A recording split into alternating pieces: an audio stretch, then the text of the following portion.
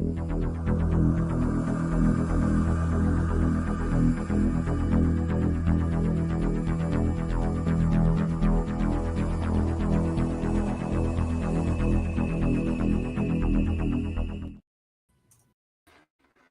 ladies and gentlemen, and welcome to the show. It's your favorite paranormal investigator. My name is Tim Sudano with Paranormal Insight. Today, we have Mr. Stephen Bassett, one of the kings of UFO and UAP disclosure. Let's bring him on in. Steve, welcome to the show. So I've been elevated to king status. I think I'm going to decline that. Kings eventually get assassinated or something. It's not good. I'm just a poor political activist trying to get people. Okay. Well, then certainly one of the authorities. We'll say that. Yeah, there you go. Now you got it. Yeah, there we go. One of the authorities. So let's dive into disclosure where we're at. It really hit the fan, as it were. It really came into the public consciousness with these. Well, actually, it started a long time ago, but up until like very recently, people were kooks if they talked about UFOs and UAPs and all that fun stuff. So, what's the timeline of disclosure up to this point? Because we haven't quite gotten to true disclosure. Well, let's define the terms. Around 2001, I started making a case for a term called disclosure with a capital D, which is a proper noun. Okay. Disclosure with a small d was certainly mentioned and referred to regarding this issue going back to the 90s and so forth. But as the process of revealing, getting this out, getting that out, doing this research and so forth, the whole process of what I call the citizen science, research, journalistic activism operation. And I say citizen because the big shots, the big money, the big organizations, the big media, just didn't want to do the job. And so regular people came forward and did it, right? Using their talents and their own resources and going through hell. But they built a mass body of evidence going all the way back to the 40s. And this increased body of evidence was part of a, quote, small d disclosure process. In 2021 or so, I said, no, that's fine. But we need something else. We need a fundamental goal. A specific goal that the developing activist movement, which was starting to really come together 2000, that we must achieve in order to warrant people giving us their time, their money, paying attention, getting involved. It can't just be some nebulous, we need peace on earth kind of thing. No. And so capital D disclosure was that. And in fact, it's not just made up. It is in fact what has to happen and what will happen. And that is so that we can truly engage the issue as a civilization, benefit from what we know about it and may learn about it going forward as a civilization, and be able to start trusting our government again. We have to have formal capital D disclosure. And that is, and only is, the confirmation of this non-human, quote, presence. I prefer to call it extraterrestrials. My money's on that. I'm going to win that bet. Presence engaging the human race by the heads of state of nations, not an undersecretary, not a member of the military, not an airplane pilot, not even an astronaut. It has to come from the head of state, because what the head of state says has a lot of gravitas for those that people understand that. They may not think that as much anymore, meaning who gives a damn what this prime minister or this president or this whatever says. They're making a big mistake. Because the things they say and do can literally change your life, destroy it, enhance it, destroy your country. And so the heads of state will be the ones that execute disclosure, starting with one. I don't think it'll be a combined announcement. And the only reason for that is it's not easy to get heads of state to get together to do something collectively. There's a whole lot you got to go through. And in that process, the intent of the process will leak out, and suddenly it'll be leaked that some heads of state are going to disclose that we're not alone in the universe. One head of state will go first, and after that the others will follow almost immediately, confirming, yes, this is true. And when asked, well, why did you wait for someone to go first? in this case, it's the United States that will go first. I'm pretty sure it is because we deferred to the United States. We felt it was their call because of their place in terms of defending the West and defending all countries ultimately from a nuclear war under the fundamental concept of mutual assured destruction. Most powerful nation, the richest nation with enormous nuclear weapons capability. As for Russia and China, for the Soviet Union and China, I don't know what their answer will be. It will probably along the lines of, well, we just didn't feel like it, but now we do. But I've mentioned this to many of my. Just a second here, I've got a little problem. Let me just go here. No worries.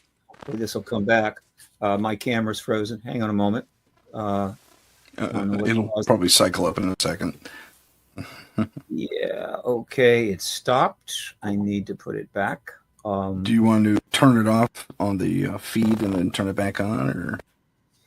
This is actually my droid cam. Let me remove you from the stage and then add you back in and see if that helps. No, I think it's on this end. It's you. I'm going to have to close out the droid can and bring it back. Hang on. Well, in the meantime, let's. No worries. Hang on. Let me just do this for the meantime. I'm going to change cameras. It won't be quite as nice, but it will work. Let's see how that. No, that's not going to work. Okay. All right. Never mind. Oh, well, gotcha. We're not live, obviously, so that helps. No, we're totally live. Oh, we are live. Oh, crap. Sorry. Folks. That's okay, though. Just a little tech thing here. Let me see what I can do. I'm going to get my droid cam back on. I'm going to do this. I'm going to close it down. Right. Yeah. Right. Come on. Okay. Now I'm going to bring it back. At least I stay frozen on the thing. That's live television. Nice. Can't beat it. See me. It's the first time that this has happened. My droid cam doing this, and normally it doesn't give me a problem. Some would say we're being interfered with. So here we go. Sorry about there that. you are. You're back live. Okay. Again, I'll be able to. That's okay. If it happens again, I'll be able to repair it very quickly. And so, capital D disclosure, starting with a single head of state, was the concept that I have spent 30 years, last 25 years, trying to instill into the discourse. And I think it's worked. I think a lot of people, when they talk about disclosure, they're talking about this formal confirmation event. And that's good. So we have been heading towards that for 78 years. And as it happens, we are now extremely close. We've had a few times when it looked like there was a path to disclosure, capital D, but that path closed. This time we're way much further down the line, and it could happen at any time, believe it or not. Now, the thing that has left things somewhat up in the air is that as it happens, and this is mostly a coincidence, the last days, weeks, perhaps months of the truth embargo, as I came to call the policy of the government to withhold this from us. That's another term that I kind of instilled, I put out there, is simultaneously coming to an end in the middle of extraordinarily disruptive, complicated political developments, both foreign and domestic. And that's just the way that it is. It's like you want to take a nice jaunt out in the country and have a picnic and enjoy the outdoors. And as you're arriving, a major thunderstorm comes in. And so you either turn around and go back, which we can't do, or you pitch a tent, dig in, and wait for it to pass. But you just can't predict everything. So that is what's happening. And what is notable about that is that the disclosure process leading to capital D disclosure has not, while it's been slowed, it has not been reversed or stopped. It is steadily moving forward no matter what is thrown at it. And a lot has been thrown at it. And so that is more confirmation to me that we're about to get it. Because at some point, we're going to get a little bit of a break and you're going to see some major developments, and they're already. So I'm happy to give go ahead and respond to that, if you will, and then I'll start getting the particulars of why we are so close to ending this truth embargo.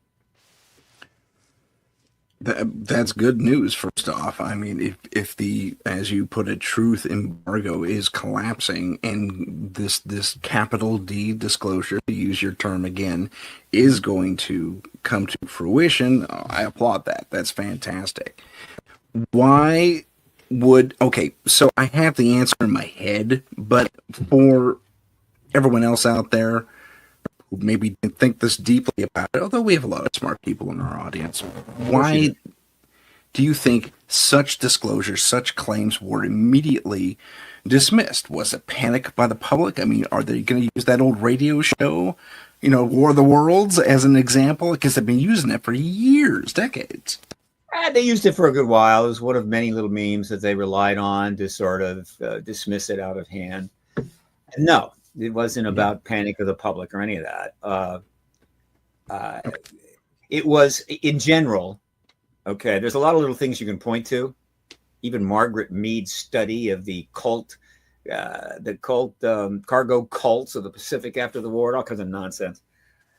All of them come under the general heading of the American people, the world's people can't handle the truth.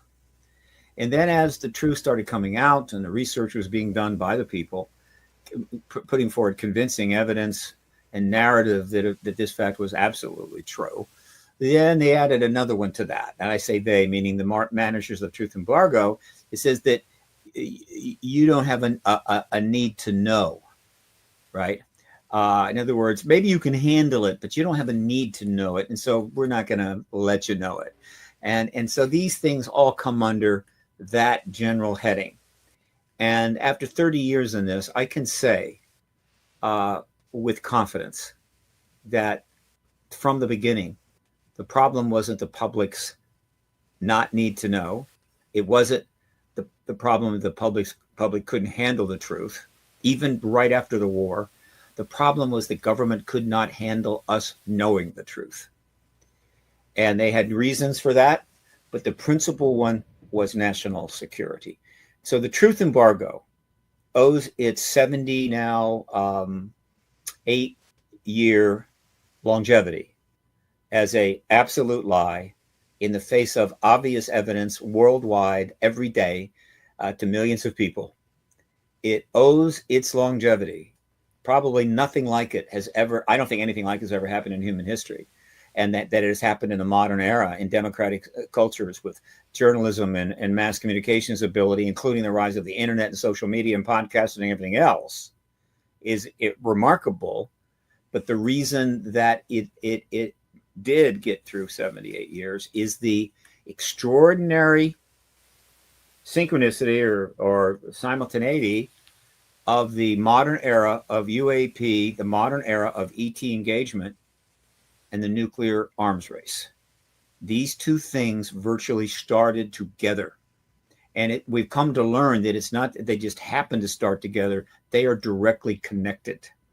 So what you have is the beginning of the modern era starts in World War II, very, very light, nothing big, but a lot of plasma, controlled plasma, I think, though I don't know for sure, but controlled plasma. Are you referring to the Foo Fighters in World War II? Absolutely. We're being seen shadowing planes of all three major participants in that war, Germany, Japan, and the United States. They didn't cause any trouble. They didn't shoot anything down. They were reported, but there was a war going on. And that's all. Okay, not a big deal, not scary. But then we ended the war in the Pacific by doing something that we didn't necessarily have to do, and that is we dropped 2 nuclear bombs on 2 cities and killed hundreds of thousands of men, women, and children, the vast majority of which were not combatants. And the extraterrestrials saw this, and it changed their agenda. And so right away, more sightings started happening. Now, this is a different time, but sightings of craft started happening and started being reported. This went on through all of 1946, but again, it was not on the radar of the public in general. But it was happening, and historians will be able to go back eventually and find articles about this that are now deep in the microfiche libraries of various newspapers or destroyed. But throughout 46, a lot of activity is taking place. We have the famous sighting of Kenneth Arnold over Mount Rainier of not saucers, but chevron-shaped craft flying in unison, about, I think, 8. This got a lot of news. This was significant. If it wasn't going to be the Kenneth Arnold sighting, it would have been something else. And that generated a lot of stir, a lot of media attention, fairly safe, no big deal. But then one of those craft, because that's the kind of craft that crashed at Roswell, did a crash near Roswell, and because it was early on and didn't have a policy, the Blanchard, the head of the base, asked the public relations guy, Walter Haw, to put out a press release and say, we got a saucer.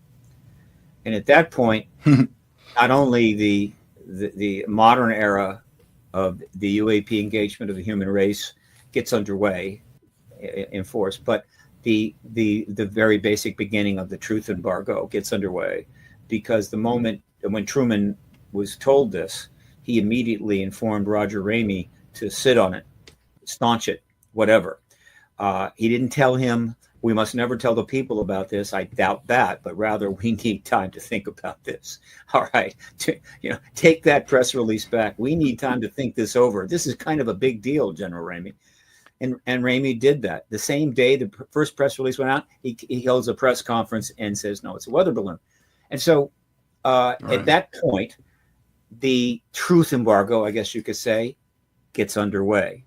All right, it's early, but it's underway, and from that point forward, what happens is that the government's awareness of this extraterrestrial presence and the fact that it has at least one crash vehicle, maybe another, maybe 2, possibly even 3, but at least one crash vehicle and bodies. This fact is coupled with the fact that each month, a year that went by since Roswell, the United States government, it became clearer to them that there was a new enemy. There was going to be a new risk of war. It would be world war, and it would be nuclear. And so that's not World War II or World War I. As awful as they were, they understood what nuclear war meant very quickly. They knew that the Soviet Union was not going to be a friend of the West. There's a lot of blame to go around there. And they knew that they were going to build missiles and nuclear bombs. And so they held fast on this issue, meaning we are not going to go public with this until we see where things are going, because there's so many uncertainties and unknowns about how that's going to affect what's going on. I mean, maybe somebody raised their hand back in the late 1940s in a meeting with Truman and said, look, if we tell the world about the ET presence, maybe that will make it easier to deal with the Soviet Union. Maybe we can all come together, like Reagan said, to defend ourselves against these awful whatever. But they couldn't do that. And then every month and year that went by after that, the Cold War got worse and worse and worse and worse and worse, locking in the policy of truth embargo in this issue, making it absolutely unbreakable. And the fact that we had a few moments where things kind of loosened up. We did have an end to, quote, Cold War I, sort of, when the Soviet Union collapsed. But very quickly, because that's how we roll, we started Cold War II. And as we went forward from there, which is in the early 90s to now, we've managed to get even closer to nuclear war than when we were during the Soviet Union. And so all those two things together is why the truth embargo has lasted. I get it. But we've also learned that it's not just coincidental that the ETs initiated the modern era of engagement because of the use of those bombs on humans. Might not have done it if we hadn't done that. But they have a very significant engagement or involvement with this issue, to the point that they have turned our nuclear weapons off repeatedly, turned off the Soviet nukes a number of times. They have interfered in other ways with nuclear war situations, what we'll call nuclear tampering, nuclear weapons tampering. And they have put messages in the heads of kids and contactees regarding the fact that we are headed towards an absolutely destructive future. And so that is where that is my basic short explanation of why there was a truth embargo, why it's lasted 78 years, and then the matter is at hand, how it will finally end. Okay, the tie between these two seemingly separate events. I mean, our Cold War with, powers that be and the other our would-be enemies, and then the UFO things. I never made that connection before. That's very interesting to me. So that is just super interesting. So we waited too long to deal with the ET problem, and it got worse. So before we go there, let's take a step back to World War. Go ahead. The ET problem didn't get worse. That the risk of nuclear war got worse. And the revealing or the confirmation of the ET process became more difficult, right? The overall engagement of the ETs in the human race in the last 78 years has been relatively steady. It's not clear that it's gotten worse per se or better. It is what it is. But the matter of human affairs, both foreign and domestic, has gotten way worse. That's what I was making reference to. If I misspoke, my apologies. Okay, I'm sorry. First up, before I continue, I want to say hello to our texters, Heidi and Taurus Girl. Welcome to the show. They're in the chat room with us. Also want to go back to when we dropped those bombs. There's a theory called the many worlds theory. You may know about it. Do you think it's because we did affect other dimensions or alternate realities, whatever it is you want to say, with these bombs going off, even when we were testing them? Yeah. There's that theory that says, well, we interfered with multiple layers of reality, and that's what forced them to come and check us out or do something about it or what have you. I have a modest degree in physics. I was not in the right frame of mind to go on to get a PhD in it, and it's very old. But I have science is my interest is in science, and I follow it a lot. Mm-hmm. I have a sense of it. Okay, and so on a personal basis, I have almost zero confidence in the many worlds theory. I don't think it's valid at all. Okay, and I do not think that, and therefore, the idea that exploding a couple of nuclear bombs somehow affected other civilizations or other entities is highly unlikely. The fact is that every second, our sun, which is a pitifully, not particularly major sun, so I don't think a big deal. Every second, thousands, not hundreds of thousands of nuclear explosions are going on. All right. All suns are basically giant nuclear explosion devices. And so it just doesn't make sense. And it doesn't matter. People can have fun theories. It's science fiction. Science fiction has traveled in time side by side with this issue. But I respond this way because it is somewhat of a distraction. All right. And I want to keep people focused. What happened there is that we didn't disturb the extraterrestrials. We killed 200 and some thousand Japanese men, women, and children. That's what happened there. And the reason that's important is, and as I said many times, is that they are able to travel from star to star, which means that eventually we're going to travel from star to star. And if that should happen soon, and I happen to think we're closing in on it, I don't think anybody would deny that we're not going to go out where no man has gone before unarmed. So we're going to take our proton torpedoes and our nuclear weapons with us just to be safe. And other civilizations, quite appropriately, are not going to let that happen. And I believe that is another major aspect of this engagement going back to 1945. And there's a case could be made for that. The one book that will get you up to speed on this nuke ET connection, two books. First of all, here's your homework lesson for those that want to really kind of get this. One, read UFOs and Nukes by Hastings. Watch the UFO and Nukes documentary, right? Watch the Aerial School documentary called Aerial Phenomena, AER, Ariel. All right. Um, and well, and then read up on the Ariel School event. You can also read up on the Westall event. You do those things, and what I just told you will manifest. Okay. Good to know. Ladies and gentlemen, you have your homework on that. Let's move on to a more, dare I say, terrestrial issue regarding all this. It was brought up from a fellow podcaster that disclosure, capital D disclosure, happens. Let's move a few ticks into the future. Mm-hmm. Are we really prepared? Is society going to collapse? Is society going to conform? Where do you stand on the human reaction to capital D disclosure, after the fact?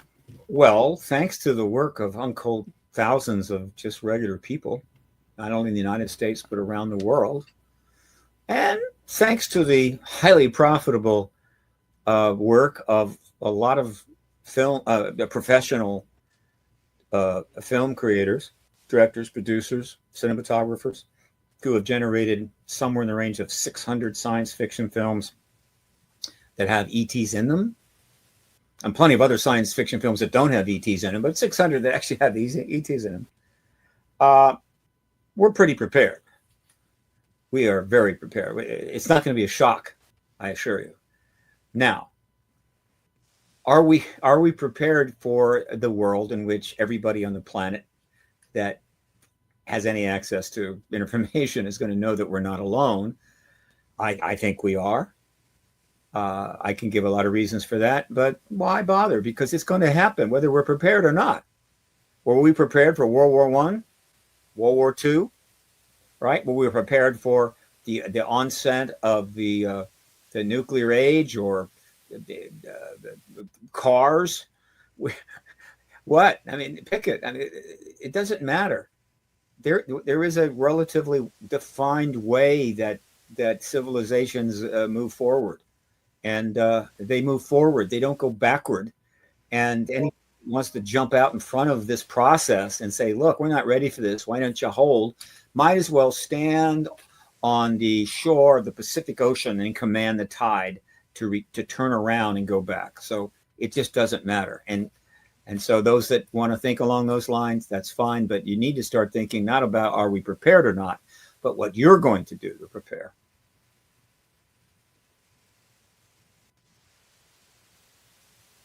Do you have any recommendations on that front to prepare? Oh, yeah. Okay. How much time have you got? With it. So we got 2 hours, an hour and a half now. We do. Okay.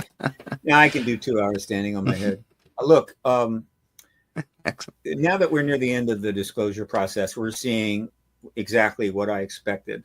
The preparation is underway. Not only the preparation to finally end the truth embargo, which is going to have to come from the head of state, which apparently is going to be President Donald Trump, but also the world that follows, which I call the post-disclosure world. My good friend and colleague, Danny Sheehan, uses that phrase, but he also talks about a worldview change, a new paradigm. It will be a new paradigm, and not a strictly scientific paradigm, but as paradigms go, it'll be the biggest paradigm shift ever. And we will be in this new world where we're going to have an opportunity to change our thinking and have a new worldview. Okay, so so there is preparing for that, not just the event of disclosure, but the post-disclosure. Now, because we're so close, we're seeing plenty of evidence of this. In the last 7 years, the professional journalists who have always covered this issue, going back to the 40s, it's hard to know how many actual print articles have been written about this that are legit, not silly. Could be 60, 80, 90, 100,000. I don't know. I know that I have logged 16,000 articles on my website, paradigmresearchgroup.org, from internet sources, right? Some of them I had to kind of copy and put up on a separate file, but I don't have the resources to start diving into the microfiche and archives of newspapers going back to the 40s, but 16,000 is, I mean, just log those in. And so the journalism has been covering it, but now they're really into it. They've escalated their engagement. And in the last 7 years, I've logged in 7,000 articles from mainstream professional journalists covering every aspect of the subject. That's one sign that the journalistic world is pretty much anticipating this is going to go down. All right. Secondly, major organizations are being created. This is relatively recent. And by that, I mean very substantive, able to raise substantial amount of money involving people with substantial rank and station. A perfect example of this is the Soul Foundation, soulfoundation.org, which is a science think tank based out of Stanford University, or based near whatever, Stanford University. And then you've got the UAP Disclosure Fund, which I think has raised a few $1 million. That's a 501c4 political entity that has been created not to get disclosure, but rather to be prepared to engage the political realities post-disclosure. All right. The New Paradigm Institute, chaired by Danny Sheehan, which is based in the Romero Institute, has raised quite a bit of money, and it needs to raise millions more. Please donate to create a very substantial website and a range of projects, which while some are targeting getting this disclosure done, getting the confirmation from the president, much of which, and eventually all of which, will be about the post-disclosure world, how we're going to deal with it. And of course, Danny's been talking about that for years. In other words, the worldview change that is going to come, whether we want it or not, and has the potential to change everything for the better. All right. And MUFON has ramped up its activities, it's broadened its mission statement, added a major media component, which is run by Ron James, has hired a lobbying firm, had meetings on the Hill. So they are preparing for the post-disclosure world. My little entity, Paradigm Research Group, is preparing by converting to a 501c3 because I'm not as vulnerable as obviously I used to be. I can be a nonprofit now and not be concerned about being shut down. I have a board of directors and can now accept tax deductible funding. And I'm starting pretty much with zero because I've been month to month for a very long time.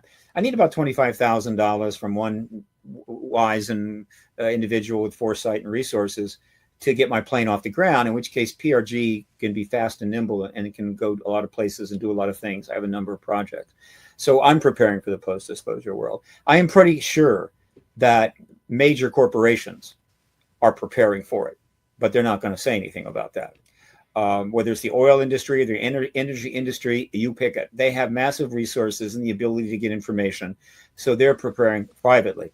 Major think tanks like the Center for American Progress, the Enterprise Institute, the Cato Institute, they're very likely privately creating divisions within them to address the post-disclosure world. They're not going to address the disclosure process leading to disclosure. That is awkward and they're just not comfortable with that. But when disclosure happens, they're already going to have entities set up. The Department of Defense is preparing and so forth. So there is plenty of that. Who is not preparing yet are basically the American people in general. People that have jobs and families and not a lot of resources, and I got to work every day, sometimes one or two jobs. They are not preparing. And they are my audience.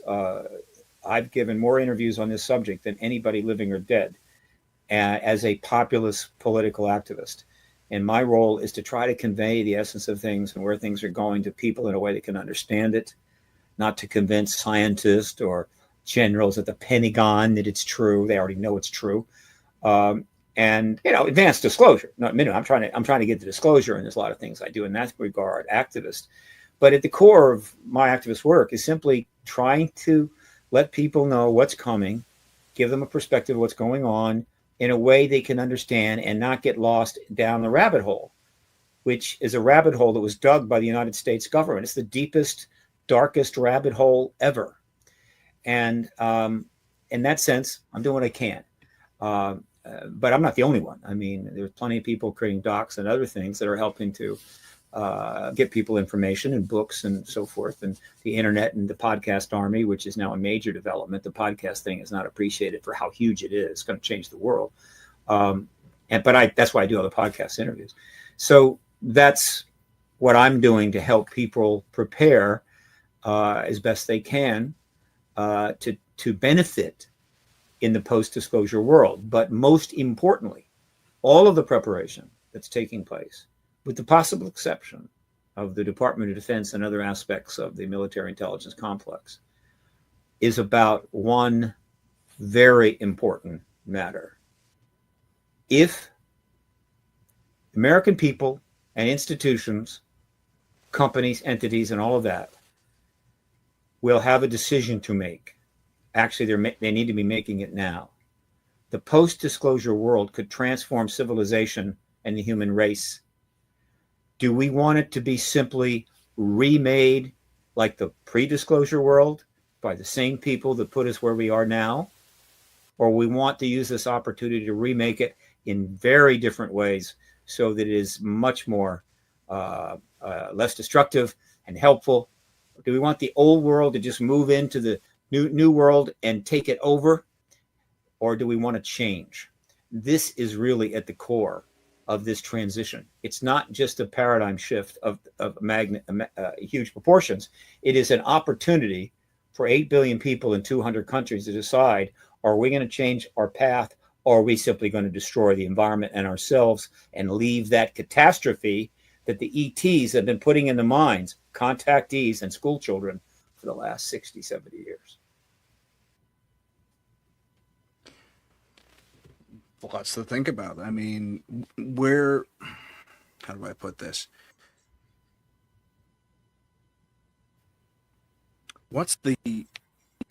Ideally, how would you see us as Americans, as the world of humans, positively transitioning into this new paradigm with minimal collateral, for lack of a better term, versus... Well, no, let's start there. Yeah. Okay. I mean, obviously, I would need, to really answer that question properly, you need a couple of supercomputers and millions of dollars. As it happens, there are people that have supercomputers and millions of dollars, and I'm sure they're already working on it. God bless them, but they're not telling me yet. But I look forward to see what they come up with. But historians will write tens of thousands of books about what happened when we went from the truth embargo, the pre-disclosure world, and into the post-disclosure world, and then what the effects of that will be over the next years and maybe even decades. All right, about tens of thousands of books. Okay. So, what's an answer that could even make any have any impact at all? There's one, and that is this. At the core of just about all of the awful behavior that humans do, some way individually and also institutionally and also on the level of nations, going back, well, to the beginning of the modern civilization era, about 12,000 years. Awfulness. Unbelievable destruction, the slaughter of hundreds and hundreds of millions of people. In other words, they didn't die a natural death. Murder, mayhem, invasions, destruction, genocides, all of that. We've had 12,000 years of that. And the only thing that slowed it down and stopped it is that we finally were able, because we're so smart, to develop weapons so awful, we became afraid to use them. And so for 78 years, our most powerful weapons have been on hold under the umbrella concept, which is a pretty thin concept, of mutual assured destruction, meaning nobody is stupid enough to use nuclear weapons because they would be destroyed, completely dismissing the idea that it could happen accidentally, and almost has on a number of occasions. But at the core of all of it is lies. Okay. The way people, the way institutions and governments and even individuals are able to abuse other people, other countries, other institution always involves lies. Institutional lying, particularly at the level going right up to the virtual fundamental government of the country. Uh, we live in a complex society, and as we've gotten closer to the future, or to the present rather, more people, a lot more people to, what are you going to do, right? Say you got 2 billion people out there giving you a hard time. You're going to go kill 2 billion? Hell, even Genghis Khan couldn't do that. And so you got that problem, and then you've got, but you didn't do it. such a more complex. How do you manipulate them? How do you get them to do stuff you want to do? You can't. How are you going to threaten 8 billion people? Just get them in line. So what you do? You lie to them. And so what we've seen in the modern era, among other things, is the rise of propaganda to literally an art form in every respect you can imagine. And so whether you're talking about commercial advertisement, government information, go on and on and on and on and on, the use of manipulative language, almost always involving a massive amount of lying, has become ubiquitous. Okay. And as a result, we're dying from the lack of truth. If you think of the human race, if you think of truth as the blood flowing through the world body politic, not the body politic of a nation, but the world body politic, meaning Gaia is a living being, sort of, and it's being punished to death by lies, and the human race is essentially as one body politic. The blood of the body politic is in fact truth. Right? And so what's happening is, whether you're talking about the body politic of the United States or China or Russia or anywhere else, we're bleeding out. We're literally bleeding out. And just as with a living entity, it can lose a certain amount of blood, but at some point, once it loses enough, it dies. It's called bleeding out. We are bleeding out. Now, that's about as simple as I can make it. Now, with that as the preface, let me go one step forward in this grotesque metaphor or extreme metaphor. The truth embargo's end will be the greatest, will end the greatest lie in human history. 78 years of massive evidence everywhere that we're not alone in the universe, with every government refusing to acknowledge it, and avoid it, undermine it, demean it, intellectually ghettoize it, whatever it took. It's not happening. It's the emperor's new clothes on massive steroids for decades. It will be the greatest lie to end. It will be the greatest truth moment, because when that announcement comes, probably from President Trump, based upon some developments that may still have to happen, though frankly at this point don't need them, but whatever. When that announcement comes and is confirmed by every other head of state of a substantial nation, the others may not have to come forward. They'll know that they've agreed. We enter a paradigm shift that is that end of that lie and that massive truth will send a wave out, I guess you could say, like a electromagnetic wave. We'll call it a wave in the quantum field. It's going to go out around the world. That here is the power of truth. Are you interested in extending it? Are you interested in expanding on this? Having been giving this truth, are you prepared to demand more truth from your government, from your friends, from your city council, from the corporations that are trying to lie to you about buying shit you don't need, or even stuff that can kill you? Are you willing to make truth the fundamental basis of all further activities and engagements, to enter an era of truth, right? Or not?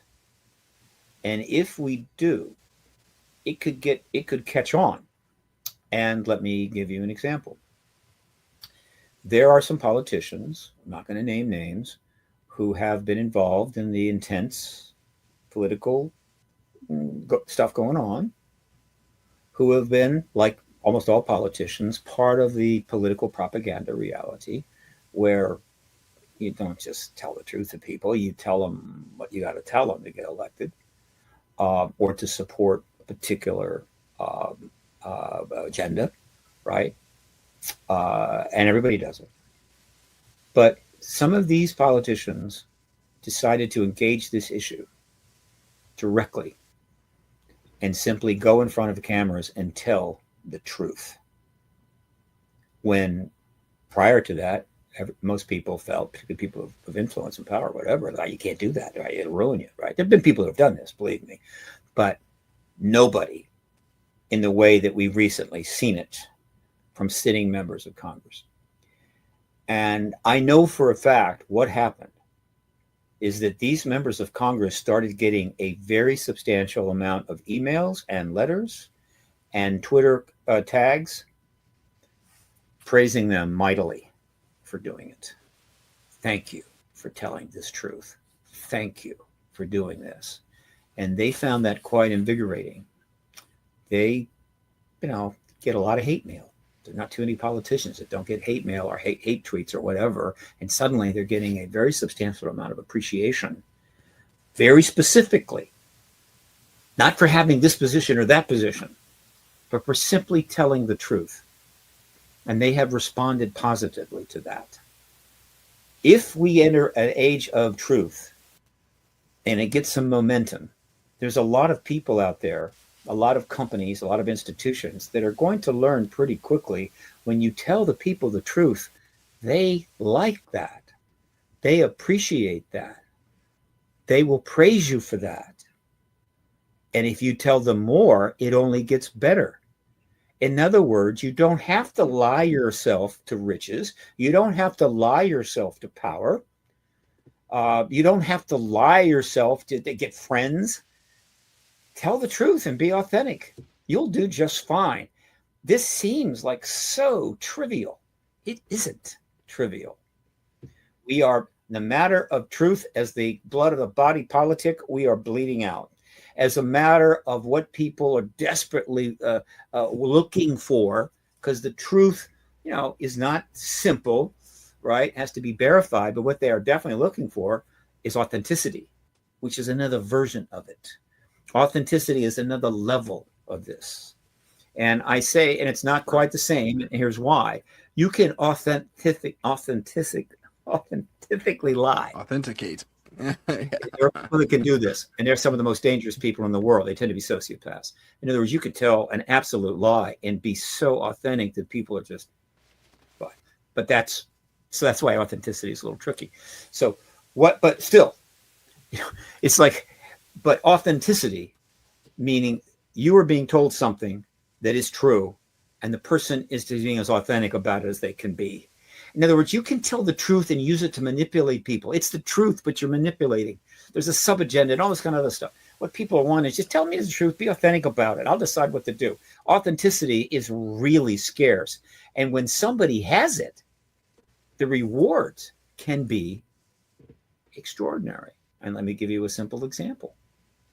There was a gentleman who has been working in his trade for quite a while. So it's not like he just started doing something along these lines. But he ultimately has a interview show.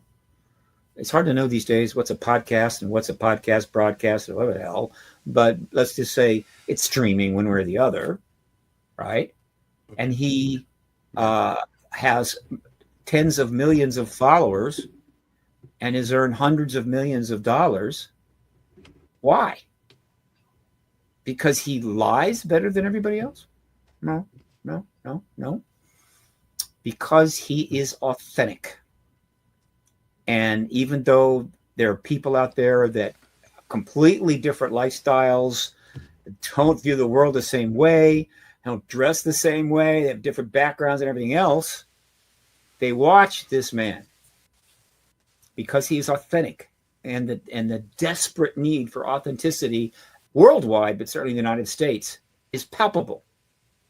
And I am, of course, referring to, if you haven't already figured it out, Joe Rogan. I was going to say as Joe other Rogan, people, yeah. so I'm hoping other people are paying attention. Right? Be authentic. Just tell the truth authentically. Yeah, your life will get a lot better.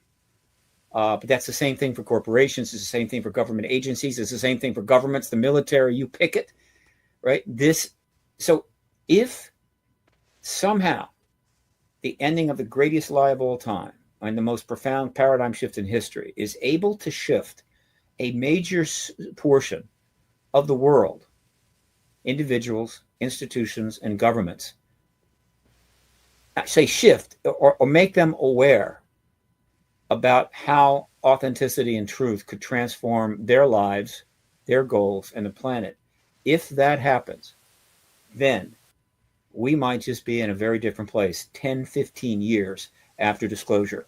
And I'll add this, to complete this, is that we may be fortunate enough, if we get disclosure, and it could happen within weeks, that we may also have open contact soon, maybe a year, 2 years later. Open contact is not the same thing as somebody turning up in your bedroom at 2 a.m.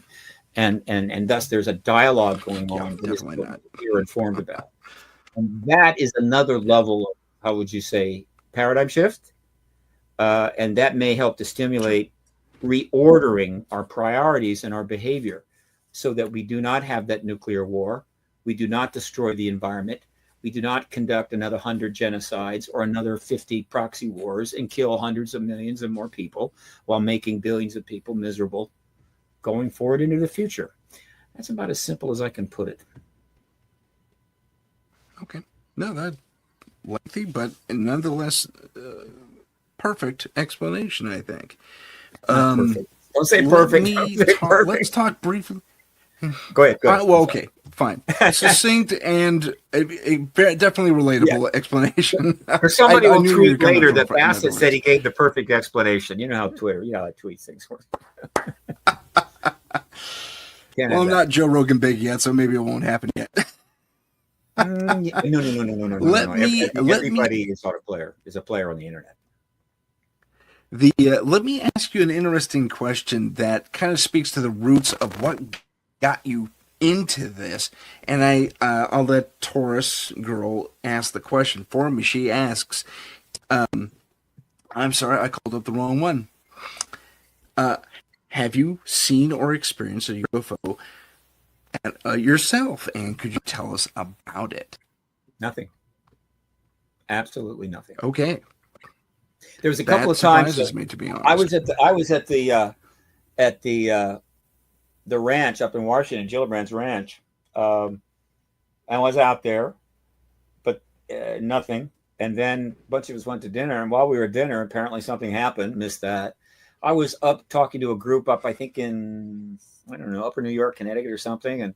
And these people are into the Skywatch stuff and what have you, in addition to presenting. And we all went out there and stood by a lake where apparently a lot of things happened.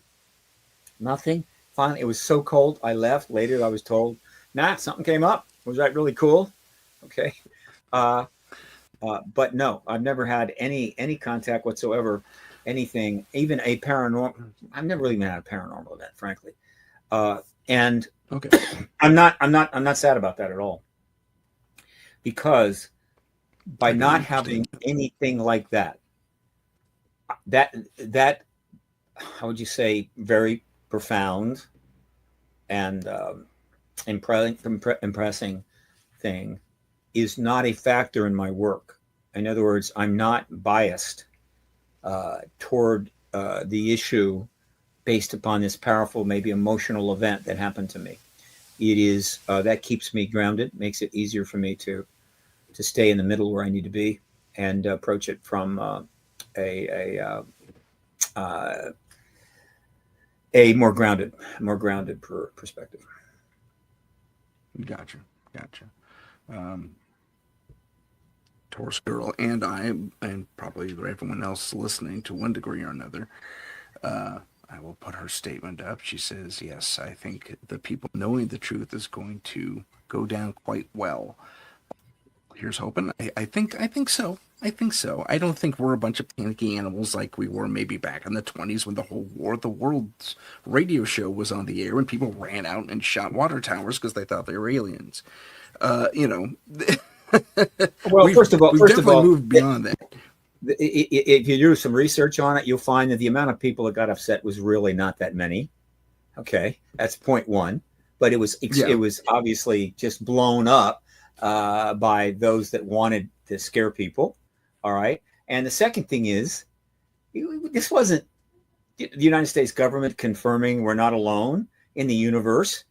This No, was it a wasn't. radio show about an actual invasion of extraterrestrials that put out a notice that this is not real. But a lot of people didn't see that notice. They were watching another show and then transferred over, thought it was real, and that we're being Yeah, invaded. that's what happened. There is no comparison, and yet it was milked to death. Just like poor Margaret Mead, who wrote these studies about the cargo cults that started in the Pacific because planes were stationed there for a while, and when the war was over, they left, and they thought of them as gods, and so they made these shrines to them and everything else. They milked that to death. They put it in the friggin' I'm having a memory issue. The Brookings report. I mean, it's in retrospect, this is all so silly, not worthy of a country that helped win 2 world wars and built a massive economy to use such stupid ass stuff in order to maintain a proof embargo. It's not worthy of this, but whatever. It's not relevant. It really No, isn't. I agree. I mean, to rely on those very narrow examples and blowing them out to insane proportions, as you put, is, I think it's a slap in the face to the public.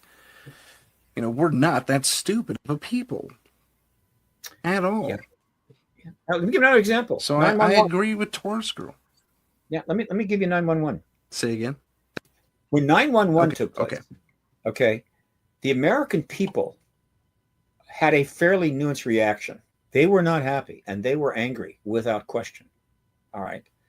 But there were plenty of people that were bringing forward the idea that this is a terrible thing and it needs to be addressed.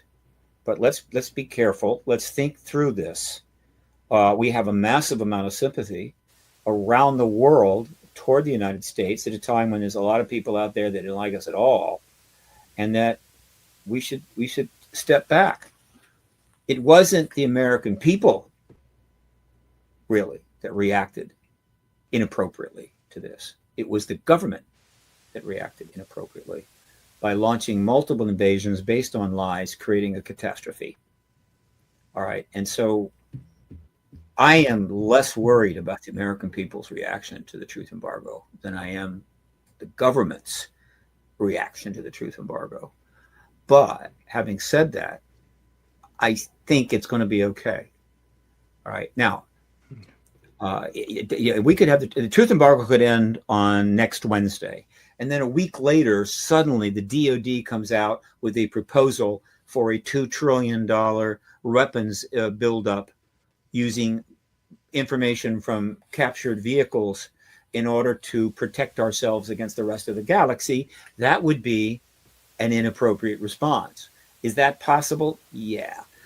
But thanks to the work of so many people for so long, there's enough awareness. I don't think they could sell that lemon to the public. But it's not out of the question. There's no guarantees that the U.S. government or any other government, particularly Russia and China, will react to the post-disclosure world appropriately and not milk it for more nonsense and destruction or whatever, or try to use it to their ideological ends or whatever the hell. I mean, there's no guarantee there. But fortunately, and this is what's different from any similar situation in the past, the greatest paradigm shift of all time, is going to take place in the greatest networking era of all time. in which the technology has arrived, been developed, and has been dispersed, in which you got to be living in the middle of a dense jungle or in a cave to not be able to go immediately and communicate with the rest of the world one way or the other. 8 billion people are literally connected now like a giant brain in which they can communicate at will. They can even translate language to language. And so the whole world will learn about it, and the whole world will be able to talk about it and address it. And so the ability of nations to take advantage of this paradigm shift in order to commit more atrocities without people going, just a second here, can we step back on this? It will be harder. And so that gives me optimism. Good stuff. And on that optimistic note, we're going to take a very short station break. We'll be back in. This is the United Public Radio Network, 107.7 FM in New Orleans and 105.3 in the Gulf Coast. UPRN Esoteric programming at its finest.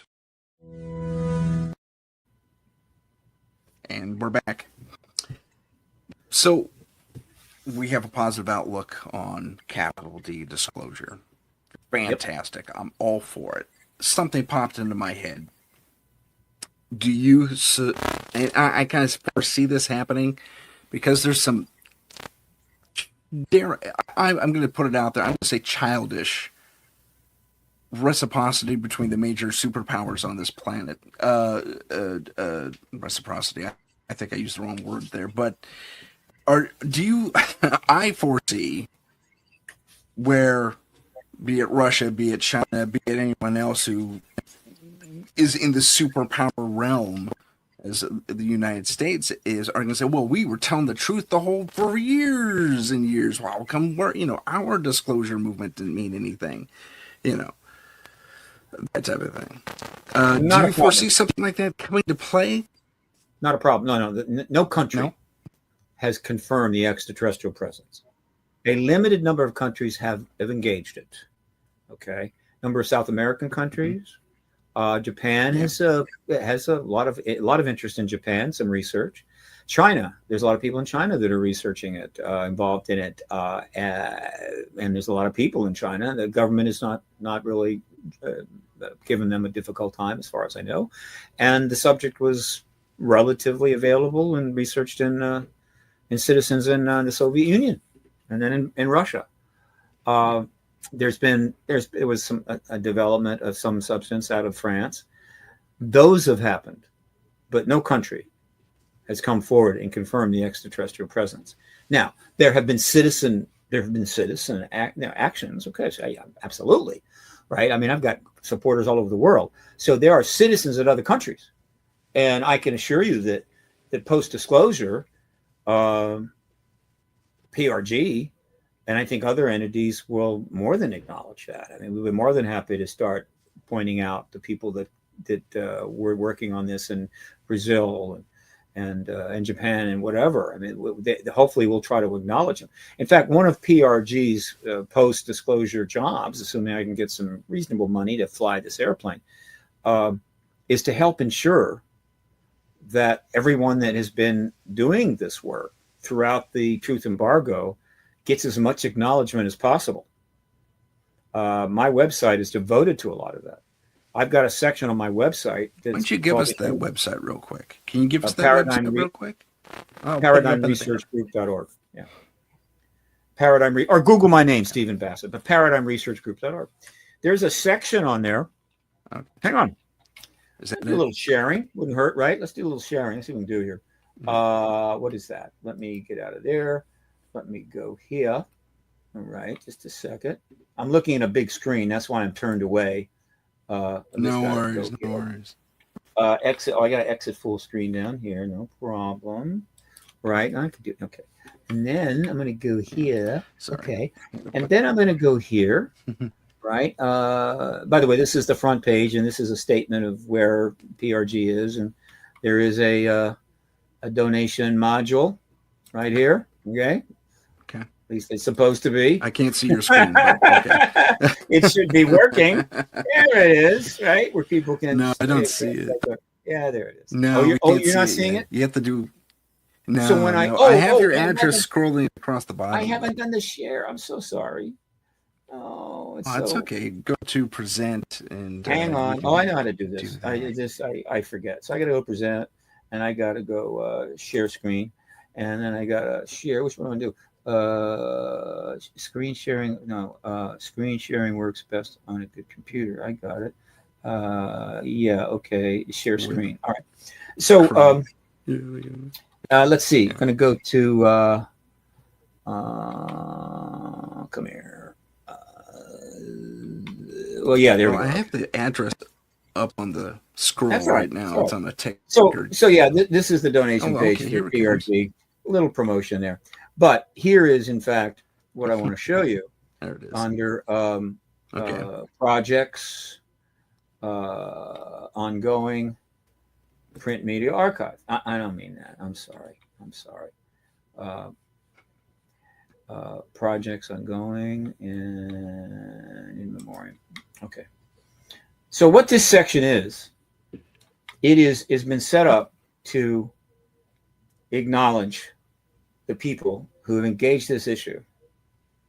While the truth embargo is in place, some of which for 10, 20, 30, 40, 50 years, and each one has some information behind the photo, links to a substantial amount of information.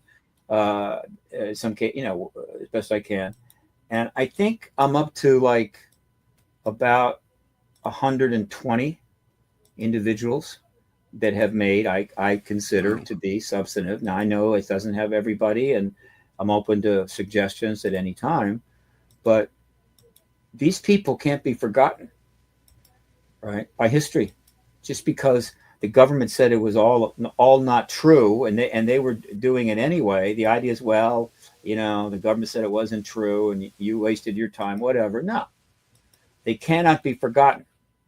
The first one goes back to 59, and that's Morris Jessup, and it goes from there. And obviously, it includes the people you'd expect: James McDonald, Jesse Marcel, Alan Hynek, Kenneth Arnold, and so forth. This is representative of one of the things that PRG is going to be focusing on. These people can't be forgotten, but there's something else. Hang on. See this right here? This is the Hollywood Disclosure Alliance. Okay, assuming it's come up, I assume it has. And they haven't. We're still in memoriam on the page. Okay, I switched over, but what I have to do is go back to the share. Go out and come back in. And do another one. That's all right. Come here. Big hello to Sherry Madigan while we wait for that. Hi, Sherry. How you doing? Okay. She said hi a whiles back. Okay. Let's see. Okay. Video, image. What am I? Wait a minute. Present. All right. Oh, I have to stop that and go back and do it again. Yeah, okay. And go back in. Share screen. Yeah. Some you can jump around, but whatever. And so here's this Hollywood Disclosure Alliance. This is along the same line. Now, I founded this with Dan. Oh, there it goes. Okay. I founded this with Dan Harari, a Hollywood publicist, about 16 months ago. And there are two reasons why we did that. Okay. One is to create a networking entity, a nonprofit networking entity, where the people who have done all the heavy lifting all these decades with their own money while the truth embargo was underway, all right, that these people would be able to participate in the massive media content creation that's going to come, because there's 8 billion people out there that want to know what the hell happened and what's going on. And the film industry is going to be the major conduit for that. And so what we did is we created a networking entity called the Hollywood Disclosure Alliance. It's nonprofit. It has two groups. It has 201 members now, and one group, what we call the Hollywood founding members. And these are people with, in some cases, substantial experience in the film, entertainment, television, and so forth, documentaries, business, many of which, of course, based in LA, but there are also others that are based around the world. And they are up here as founding members in that industry. Okay. And then we have a group of UAP founding members. And so these are people, many of which you will probably recognize, who have been in dealing with this issue as citizen scientists or journalists or activists, documentarists, podcasters, researchers, and so forth, to get the truth out for decades, right? And there's about 90 of them. Almost 100 of them. And so by being up here, we're making it easy for them to find each other. We're making it easy for people in the UAP field to find each other. Not that they can't do that, but then also in the content creation world. And so they all can network cross genre there, but then people outside that come to the site can see who's making stuff, and they may not be a member of the Hollywood Disclosure Alliance, but they know who to get in contact with, and we can facilitate that. And deals are made, and films are created, and so forth.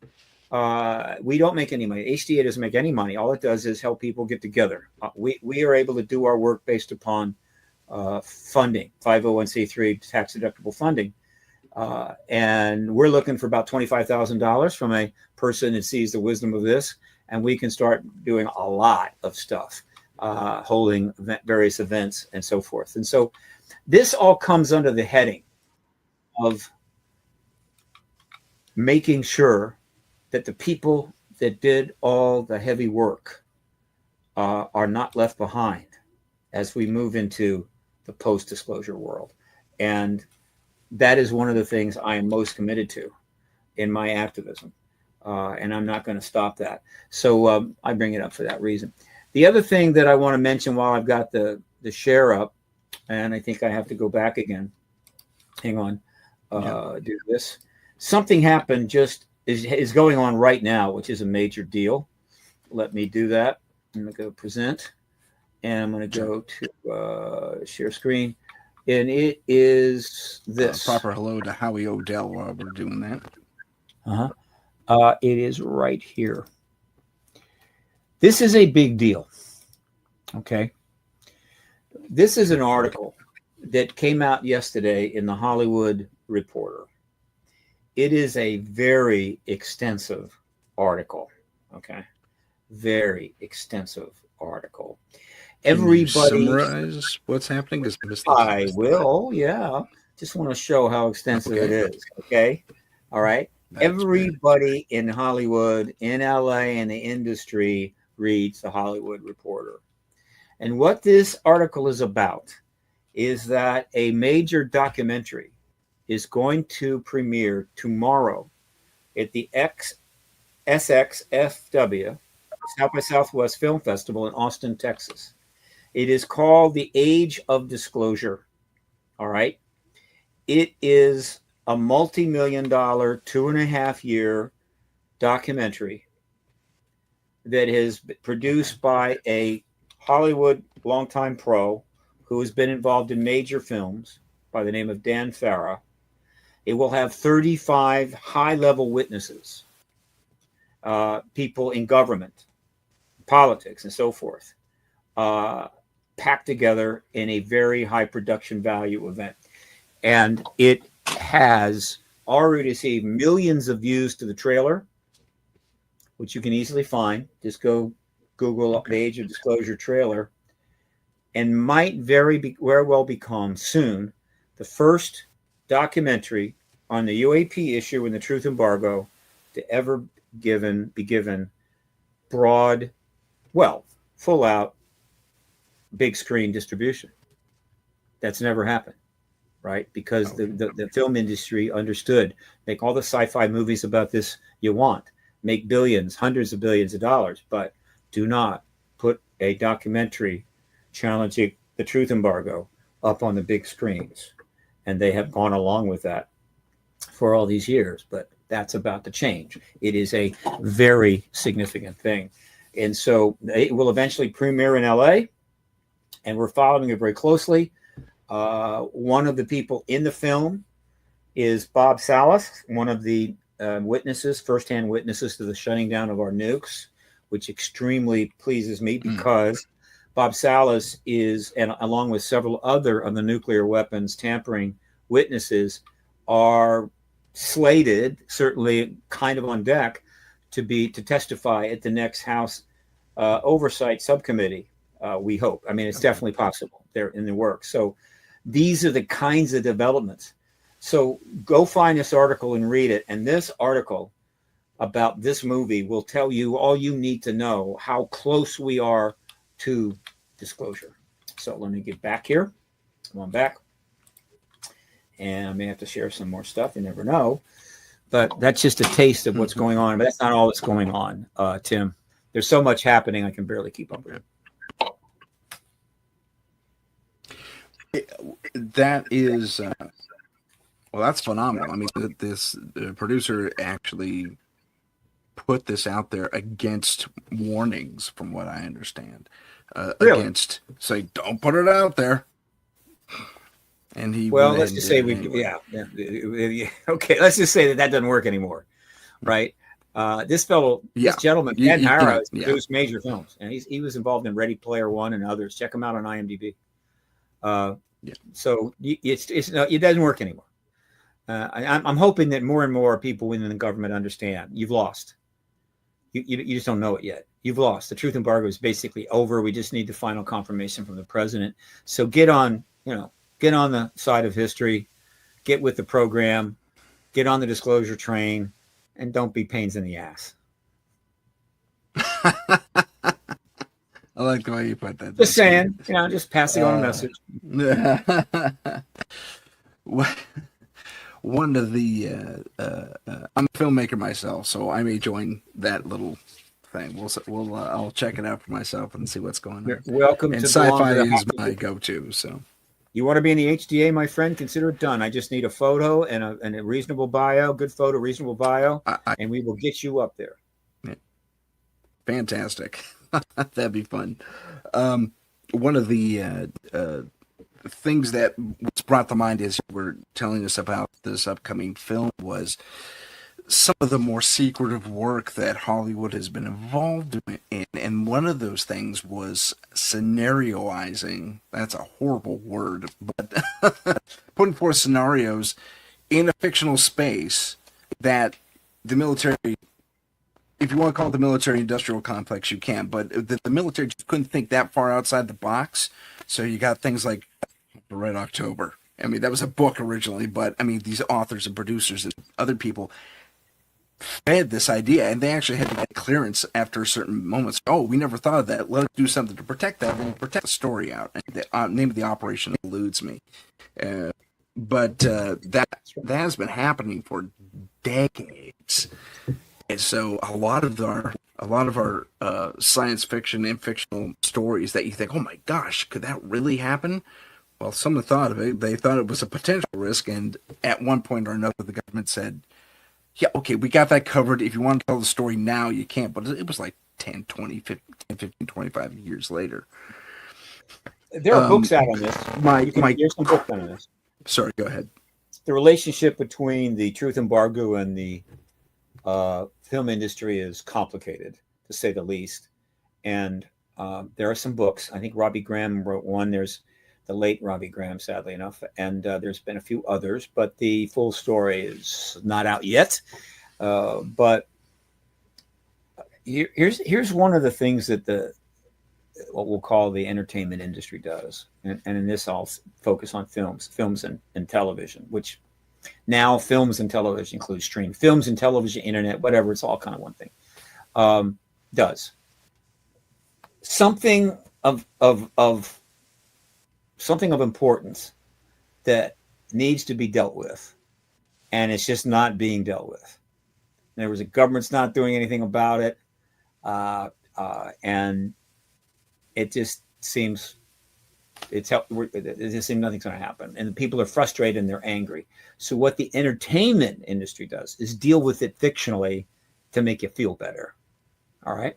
And so over the last 70 years, as the what we'll call the military intelligence complex, or the massive intelligence world, this world of secrecy and everything else, has grown to extraordinary proportions and gotten out of hand and abused power and everything else. It's almost nothing has been done about that. Nothing. The institutions of our politics, the two parties, even the White House, nothing.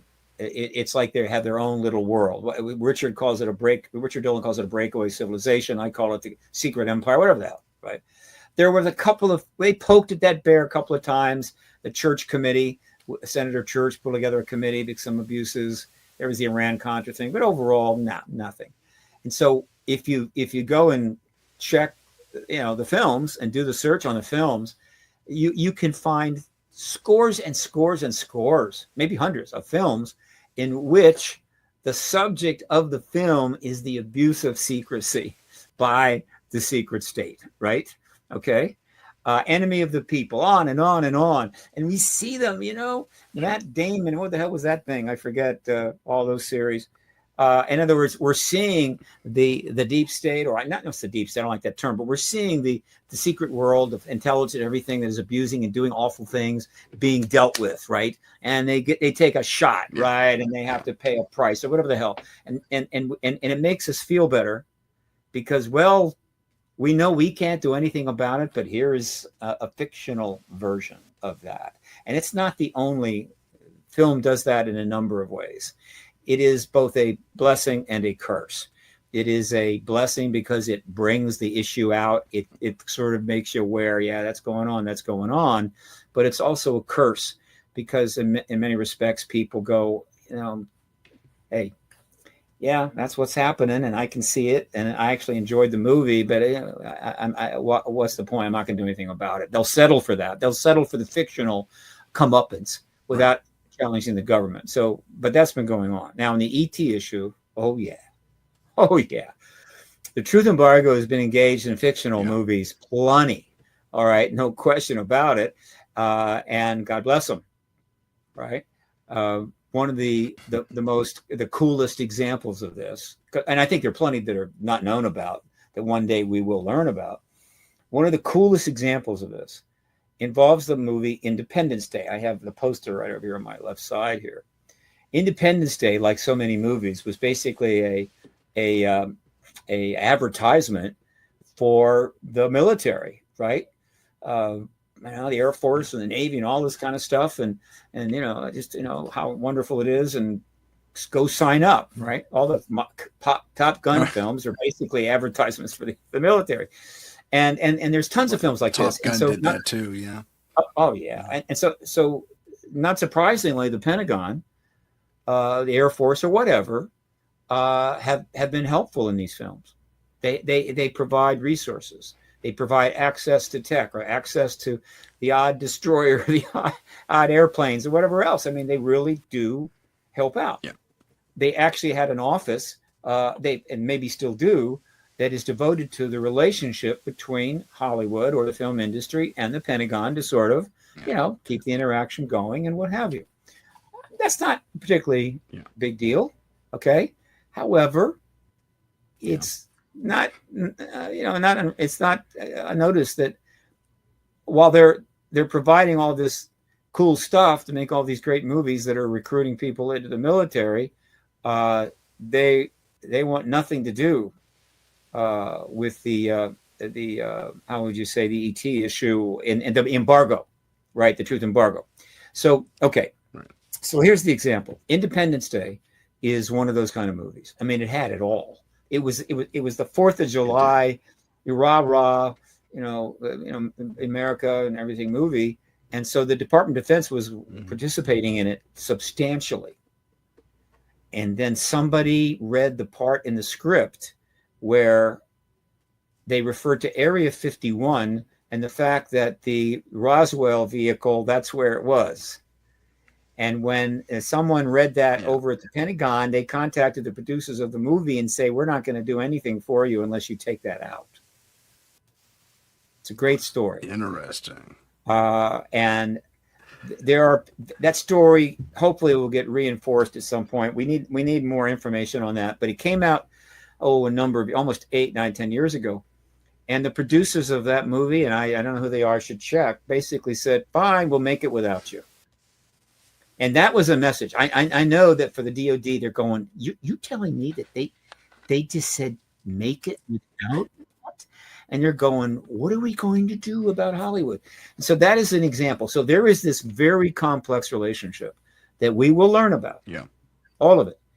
But I can't be too irritated because, but since Roswell, the population was about 1.5 billion, and now it's 8 billion. So there's 8 billion people that have grown over time. That's just the people that are alive now. The total number of people that have been on the planet for the last 78 years is probably like 11 billion people. Most of them learned about this ET thing, not through MUFON or docs that have been made by our colleagues, but rather through the sci-fi films. The idea of non-humans, the idea of UFOs, the idea of craft and everything else was basically spread through these films, 600 films, so that it is simply ubiquitous. There is the concept of non-humans and the concept of UFOs has a market penetration of the planet Earth probably in the 90+% range, which is staggering. Yeah. Meaning if you had a product that had a 90% penetration of the market, awareness in the market, you could be a trillionaire. So that's the role they played, and I respect that. Agreed. There is something to be said for having I don't know. Do you want to call it foresight? Do you want to call it not imagination, but fortitude, I guess, to put that level of a story out there, regardless of what your government counterparts say. I applaud that as well. That's pretty cool. A lot of people learned about Roswell for the first time when they watched Independence Day and Area 51. I'm sure that movie made a lot of money. And again, most people may not know. A lot of people don't know this, but these major films have more ticket revenues outside of the U.S. than in the U.S. So if it makes $1 billion, the international majority of that is coming from outside, and so people all over the world are learning about Roswell and Area 51. In other words, the truth embargo was always a losing game. There was no way that it could last. It was only a matter of how long they would hold on, and there are countless reasons for that. But again, has it held on too long? Oh God, yes. I would love to be able to take a time machine back to 47 and sit across from Harry Truman and convince him, go ahead and confirm Roswell. Go ahead and do it.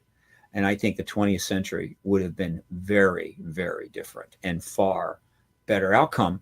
Or go back to the Rockefeller Initiative and be in the Oval Office and somehow convince Bill Clinton to basically tell the Department of Defense to go pound sand, and that you want files and you want information. They're going to file every friggin' appointee over there, right? And end it then, which would have been right after the Cold War had come to an end, the first version of it. And I think the next 50 years, I've said 50 years, no, not 50 years, but the next 30 years would have gone very, very differently. The truth embargo was not unjustified, but it lasted too long.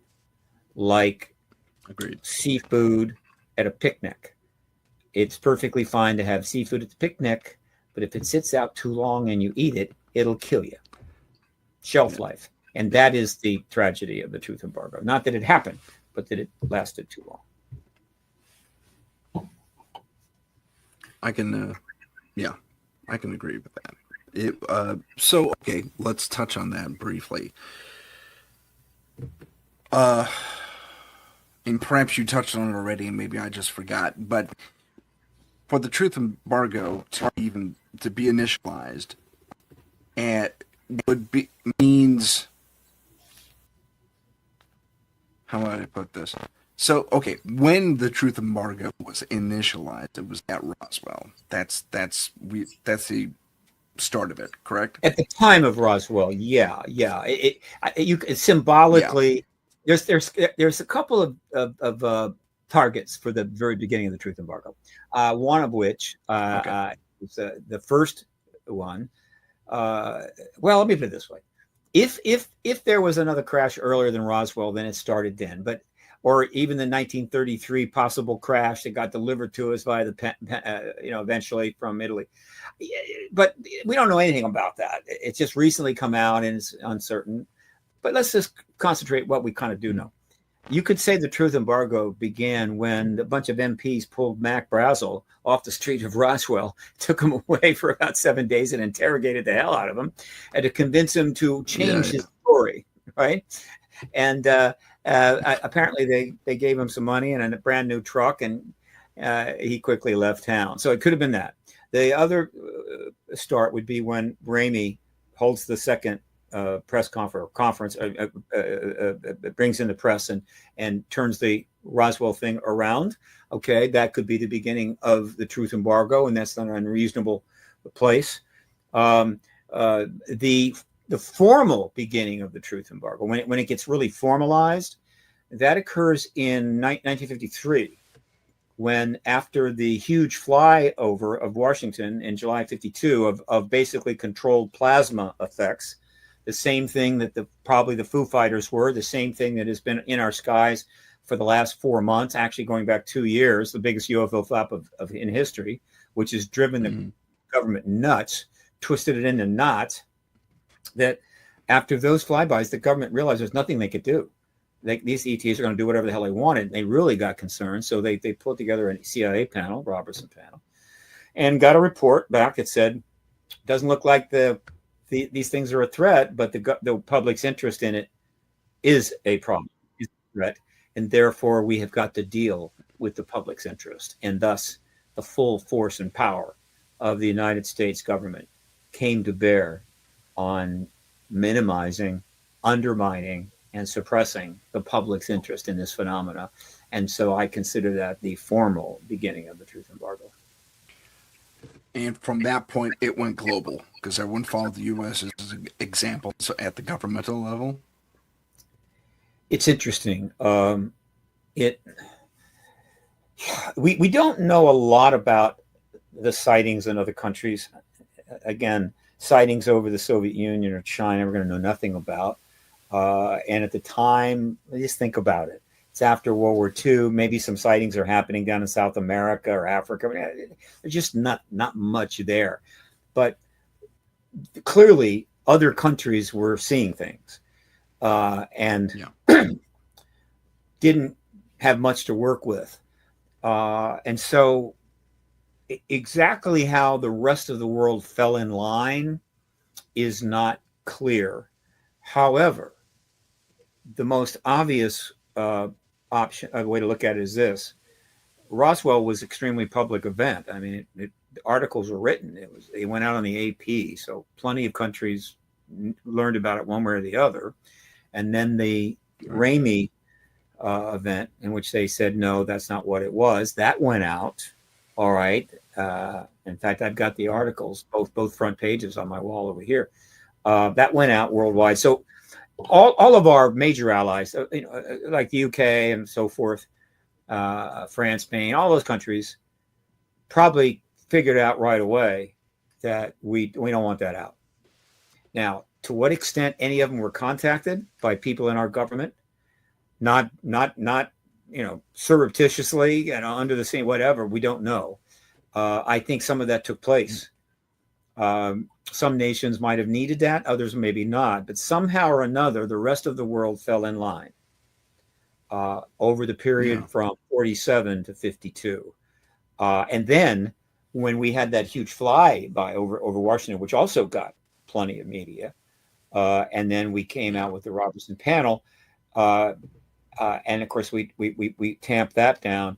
That reinforced whatever the position of the other governments were, and so again, they fell in line. But this is one of the great untold stories, which the historians they'll get at it. right? And we will get some accounting of it, but we're in no position now to find out. But it is a very significant part of the truth embargo, which is just an unbelievable event. I mean, this documentary, The Age of Disclosure, is significant. But there is a documentary that needs to be made called The Truth Embargo. I made a couple of pretty lame runs at it.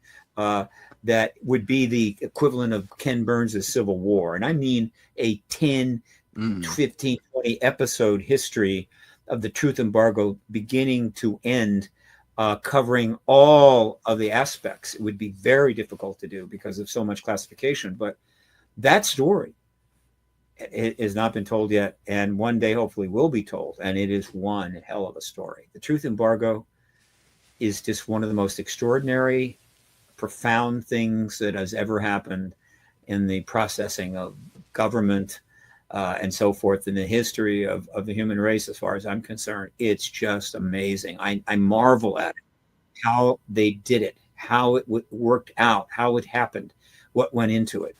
It's just an amazing story, but it's a major, multi-million-dollar mega project that somebody will do. I hope I live long enough to see it. I hope I'm the one who makes it. No, I'm just, but that'd be fun. Well, if you get $50 million, call. Yeah, vice versa. I'll make that film right now. But let's from the onset of the truth embargo, we have. I don't know. Was it? I guess it was a media thing even back then, because we had, if you see something, you're a kook, you're crazy, you didn't see anything, and this veil of dismissal, especially back at the early onset of the embargo, was that through media? Was that through word of mouth? Was it because I'm trying to figure out how everybody was suddenly on that page to one degree or another? You either Not had suddenly. the witness who was, go ahead. Not suddenly. The early days, it was serious. I mean, 47 to 52, it got a lot of attention, and there were people coming forward, and they were being heard. Donald Keogh was getting heard. When they had the 52 event, Keogh was interviewed, and he said flat out, "That's extraterrestrial." And the video that was put out by General Sanford was not unreasonable. But ultimately, what taints, what ultimately starts building the intellectual ghetto is this. So the government was not going to acknowledge it. The government said, no, we don't have a crash vehicle, and this is not ET, whatever. And that's fine. That's not going to create an intellectual ghetto. But the U.S. government after World War II was pretty highly respected. We had a pretty good period there, right? We had the Korean War. That was a drag. But overall, the soldiers came home. They were on the GI Bill. They went to college. They got jobs. They built families. The United States was going through a great growth period, and people were pretty happy. From 45 to 60, right? Not everybody, Right. I assure you, but still, overall, it was a time of some confidence and future looking and so forth. And the U.S. government, which had just defeated the Axis powers and had established a nuclear arms capability to defend ourselves against what we knew was a nuclear Soviet Union. China would come later. So there was a high regard for the American government, which I think probably had a much higher truth quotient as well. I think most kids today can't even imagine it. The Gen X, the millennials can't even conceive of what that was like. I can barely conceive of it because I was alive at the time, but young still. We're not like that anymore. And so when the government is basically saying there's nothing to it, the vast majority of the American people said, "Oh, absolutely." So when other people were into this, when other people started coming forward because they saw things or they wanted to have some fun, get attention, whatever. And the best known example of this were oh Lord, the Space Brothers. I don't know for sure if abduction was taking place as early as the 50s, but it's very possible. We didn't really get an understanding of it until what, almost 30 years later. So if there was contact going on, you had people coming forward and saying, I saw this, I saw that, I met an alien or whatever. And they're saying that at a time when the US government is highly respected. And so they were being dismissed as crazy, right? And laughed at. Right. And that took a while. It wasn't, a year, it took a while, but as more sightings took place and people kind of got on board with this, some for fun, whatever, the more laughter took place. And so essentially, the government made it possible for the public to embarrass itself to a point to start to build that stigma and build that truth embargo, build that ghetto, this intellectual ghetto. And so it took time. And then every year as you go after that, it just got worse and worse because the sightings kept happening. And every time there was a sighting, more people got on board. More people were willing to step out. More people would announce. We had organizations that were formed and people joined it. It became a thing. But for the vast majority of the American people, it was still nonsense. And so you've got this tension between people, a number of people growing that think this is real, and the vast majority of the American public think it is nonsense. And so consequently, the stigma was guaranteed to grow. And of course, the government was facilitating that in other ways. And that's what built the intellectual ghetto. But it didn't start off as an intellectual ghetto.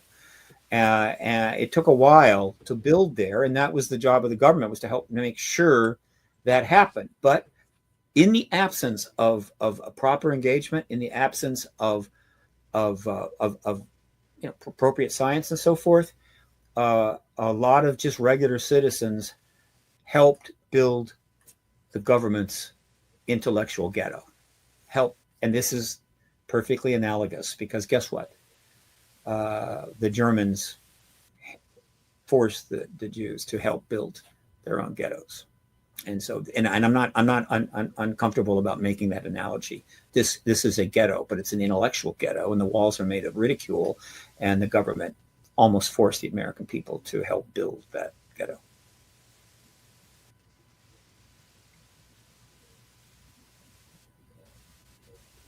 Sorry, I had myself muted.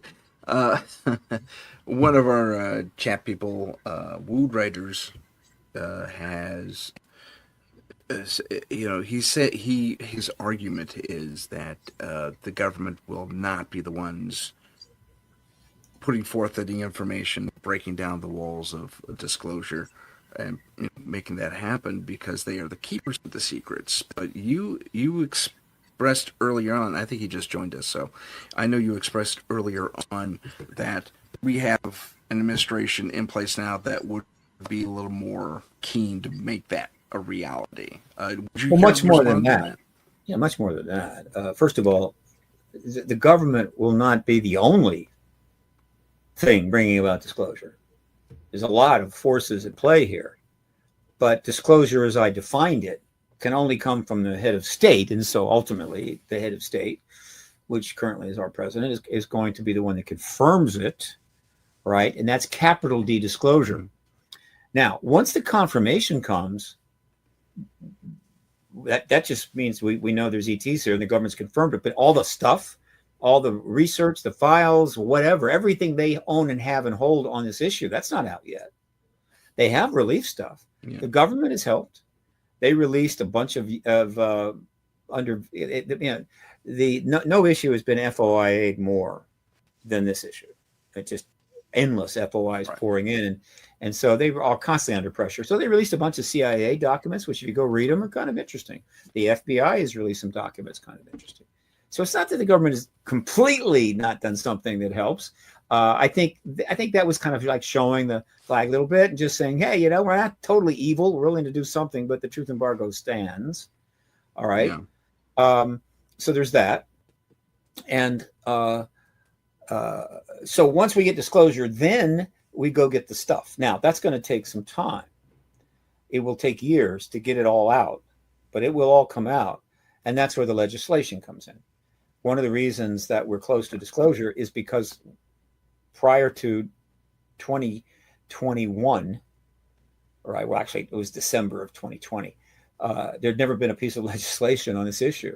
There's been 4 substantial pieces of legislation since then, including the UAP Disclosure Act, note the name, which is still in place. It was reduced, but it's in place. It's been resubmitted. It's about to be resubmitted again. And the UAP Disclosure Act, if you read the original or the resubmitted one last year, is the total package.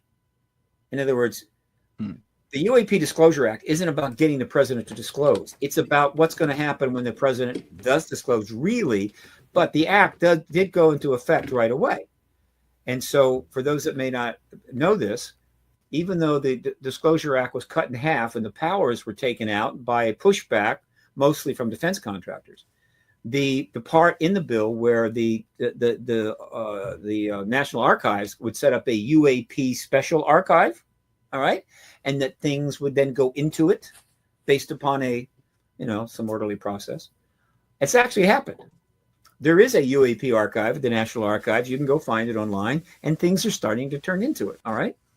But, crash vehicles, formalized videos of events, gun camera footage, yada, yada.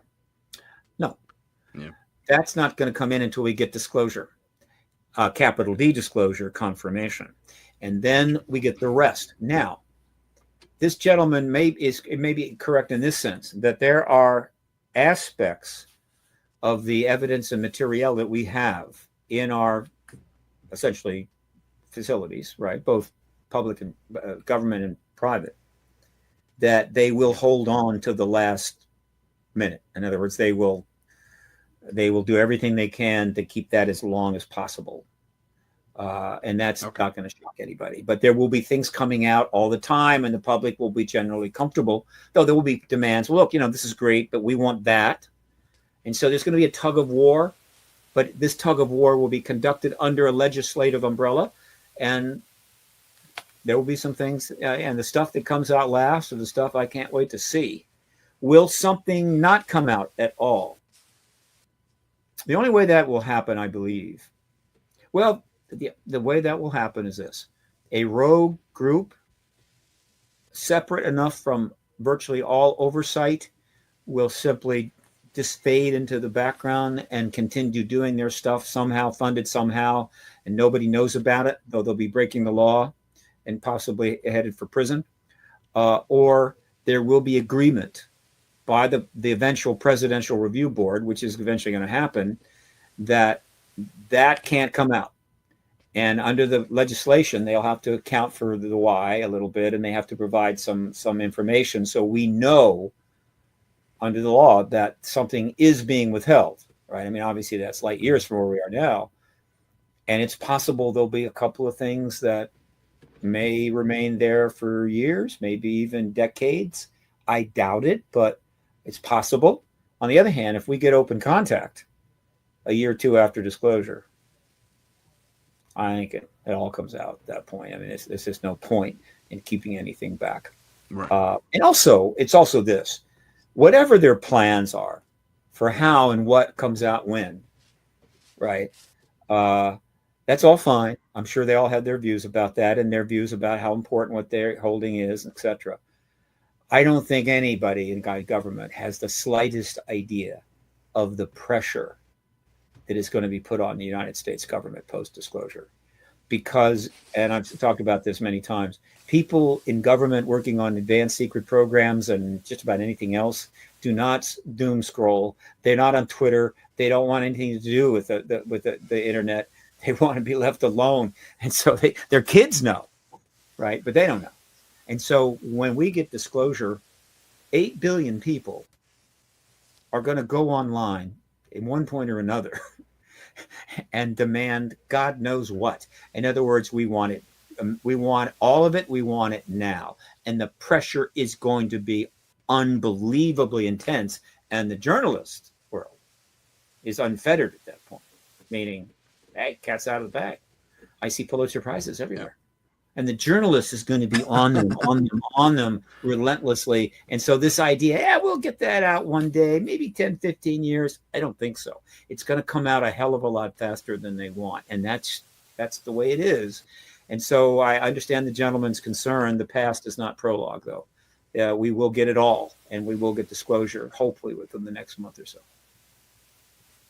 That would be awesome. Let me ask you this then, as we come to the close of our show. If there's any one piece of information that you're most excited about being released, what would that be? The single thing that I am looking most forward to, I'm also involved in it, for me is an easy one. It's been 30 years in the making, right? The effort to try to get this done was initially launched by Bob Salas back in '94. I didn't enter the field until January of '96. So for 31 years, Captain Bob Salas, who was present at the shutdown of the missiles at Malmstrom, has been trying to get him and a number of other Air Force officers to testify before Congress. And of course, that can't happen. And so they just got ghosted. Right now, 4 of the living gentlemen who are still alive, information about them has been provided to every member of the Senate Intel Committee and every member of the House Subcommittee on Oversight. They have hard copies of the witness statements. They've got electronic copies. They've got a cover letter from Bob. And Bob has actually sat down and talked with one of them, and that is Nancy Mace, Representative Mace. And so the single thing that I need and want and look forward to is this.